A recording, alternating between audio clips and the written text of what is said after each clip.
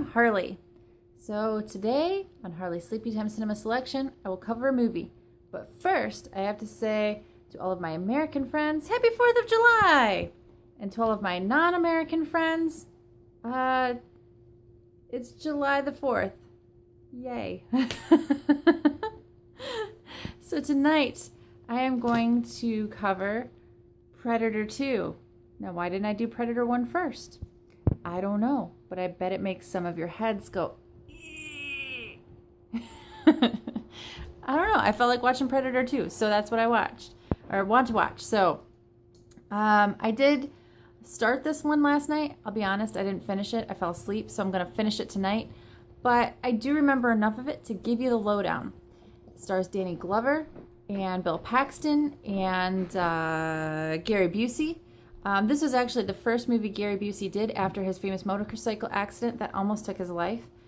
So it was fun to see him in this, and he looks still like relatively normal. He acts pretty normal. I mean, obviously he's acting, he's an actor, he's playing a character, but it's not as far-fetched as some of the things I've seen him do otherwise. So this one was filmed in 1990, and for some reason it is set in a more modern 1997. I guess this is where they thought the world was going. I don't know. It takes place in LA, so more of an urban jungle rather than, a jungle. And much the same storyline, though. There's Predator, and he is chasing through the city, killing people. What's fun about this one for the Predator is that there's many more people to hunt. In this version of 1997 in LA, it's been overrun by drug-running gangs, and they are at war, doing really wicked things to each other. And apparently the Predator has some morals, because he will only kill people who have weapons, and he will only he'll leave like what's the word I'm looking for? Weaponized people? People who don't have weapons. He leaves them alone. He also has a thing for leaving pregnant women alone. So there's that.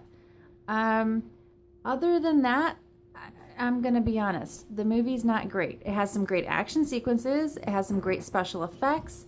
The storyline is lacking. There's just not a lot going on there. They had some really great people, like really just top-notch actors for the time in the movie. I think they really had something that they were working on here.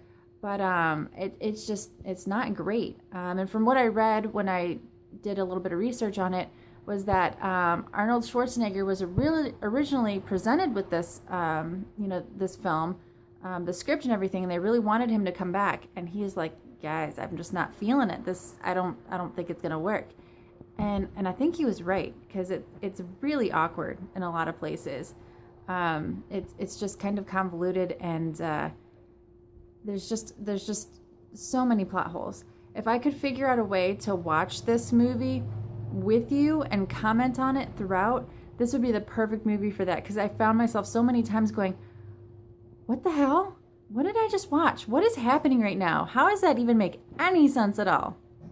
So overall, it is entertaining. I will give you that. Like I said, great special effects, great action sequences.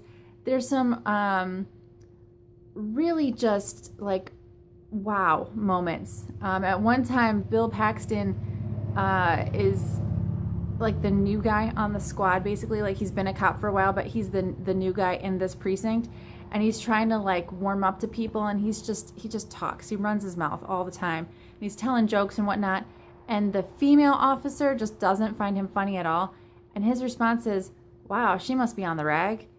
Like, really? That's a thing that people would say at one point, and it just, I don't know, it's shocking to me that was like okay and put in a movie.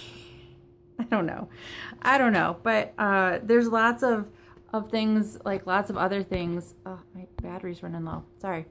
Lots of other things that it's a throwback. It's like it's way back there. So go check it out, let me know what you think. Oh, also, fun fact about this was the first time that they married the alien franchise and the Predator franchise, because there is a scene in this movie where he has a xenomorph skull in his ship. So keep your eyes open for that too. It's pretty interesting.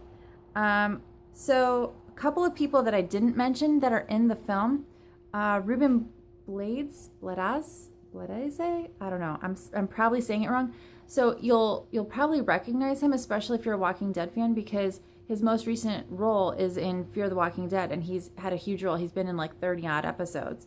And also Adam Baldwin, who you might not recognize his name, but he played Casey in that show Chuck that was on a few years ago. And most recently, he is the voice of Green Lantern in the Injustice games. So you'll at least maybe recognize his voice.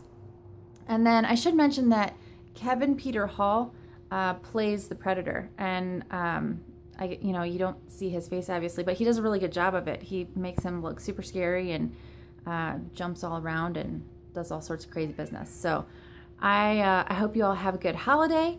I know I'm looking forward to some downtime and just having a relaxing night, and I hope you get to do the same. Make sure to give me a thumbs up, make sure to subscribe, tell your friends to subscribe, and I will see you all around. Have a good night, guys.